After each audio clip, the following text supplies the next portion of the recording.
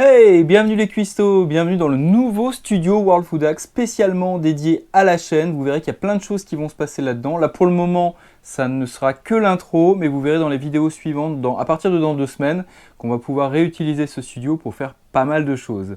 J'aurais pu attendre, mais je suis quelqu'un de très impatient et il s'avère que là, il nous manque que 2 petites choses pour finir le studio. Je ne pouvais pas résister à l'idée de vous le montrer. Vous noterez aussi que je n'ai plus l'air d'un panda malade, c'est grâce au nouvel éclairage du studio et ça change tout. Voilà, je n'en dis pas plus, on attaque tout de suite avec la recette de cette semaine qui nous emmène en Thaïlande. On va manger une soupe Tom Yum, c'est parti!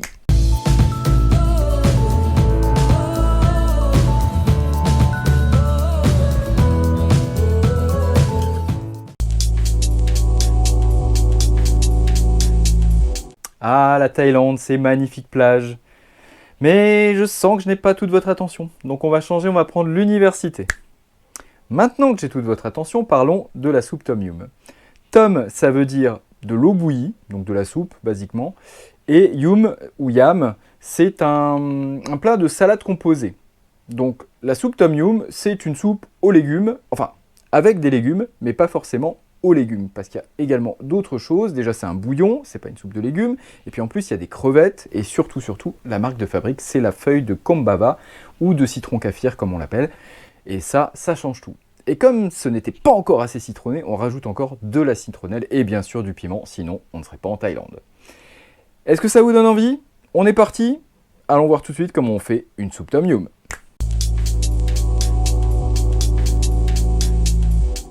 Pour cela, il va nous falloir une cuillère à soupe de sucre, 2 petits oignons ou un gros, ça marche aussi, 3 tomates ou des tomates cerises, du sambal welek et du nuoc mam, un zeste et jus de Kombava, un quart de tige de citronnelle, 3 tranches de galanga, 12 crevettes, 6 shiitake et une petite gousse d'ail.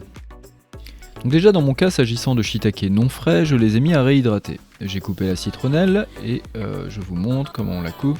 On enlève toujours la partie extérieure, on fend un petit peu, on ouvre et on ne garde que l'intérieur, ce qui va me donner ma citronnelle et je n'ai plus qu'à la couper en petits morceaux. Je m'attaque ensuite aux tomates que je vais découper, comme ceci, et je me les garde de côté. J'enchaîne ensuite sur le galanga, qui est un cousin du gingembre, mais attention, contrairement à lui, c'est très dur à couper. Et oui, donc il va falloir beaucoup de force. Et on enchaîne ensuite sur ce merveilleux fruit qui est le citron kaffir, ou le kombava, dont on va tirer le maximum. Donc il va nous falloir le zeste et le jus. Attention, tadam! Dans un lit d'eau bouillante, on va venir verser le zeste de kombava, le galanga, ainsi que le jus du kombava. Et on va faire chauffer pour une dizaine de minutes.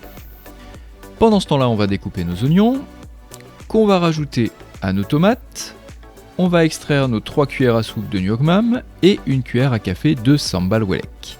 Et partant de là, on peut retourner à notre coin cuisson. Dans notre bouillon, on va rajouter le mélange tomate-oignon, les shiitake, la gousse d'ail, les crevettes, une cuillère de sambal welek qu'on dilue, la cuillère de sucre et enfin le nuoc mam. On remue un peu et on va laisser cuire jusqu'à ce que les crevettes deviennent roses. Et voilà!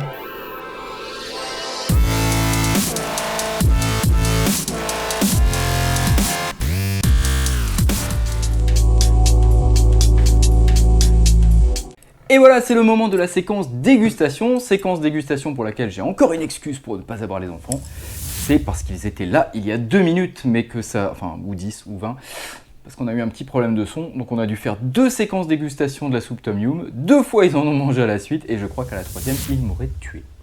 Donc c'est moi qui vais faire la 3e, j'espère que cette fois-ci on aura du son. C'est l'avant-dernière fois où on sera dans cette cuisine, après on utilisera le studio World Food Hack. Goûtons tout de suite notre soupe Tom Yum. Donc je vais me prendre un petit shiitake. C'est super bon. En fait, c'est le citron kaffir qui fait tout. Le citron kaffir et la citronnelle. On pourrait avoir juste un bouillon avec du citron kaffir, de la citronnelle et la sauce de poisson pour couper un petit peu ce goût. Ça suffirait. Mais bien sûr, les champignons apportent plus. Les légumes, je ne vous en parle pas. Et ma crevette, elle doit être quelque part par là. Voilà. Haha. C'est un truc tout simple à faire, c'est super sain, il n'y a pas de calories, mais qu'est-ce que c'est bon. Si vous n'avez jamais mangé de soupe tom yum, vraiment, il y a une carence à combler, donc faites-en. Si vous en avez déjà mangé, mais que vous n'en avez jamais préparé, faites-le aussi. C'est le moment du World Food Challenge. Donc le challenge de cette semaine, ce sera le Super Piment Challenge. La Thaïlande étant un pays où tous les plats sont pimentés et font très très mal, j'ai décidé d'honorer ce pays en mettant la race de piment. Donc on va déjà commencer avec le sambal welek. On rajoute. Ça va être évidemment progressif.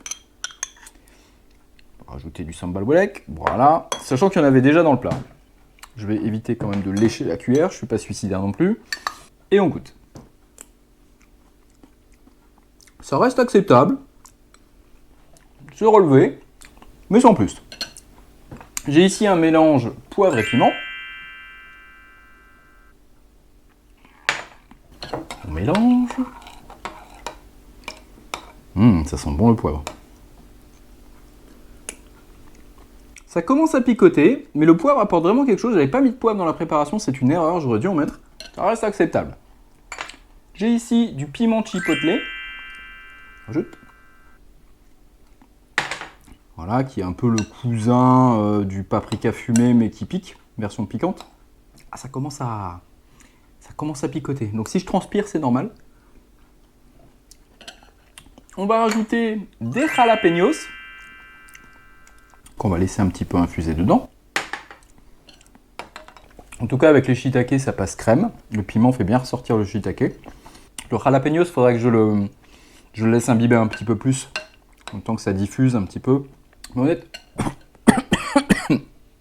j'allais dire qu'honnêtement, ça va encore. Il nous reste la dernière étape pour valider ce challenge. C'est un cornichon façon burger qui est imbibé avec un piment habanero. Donc lui qui déchire sa race.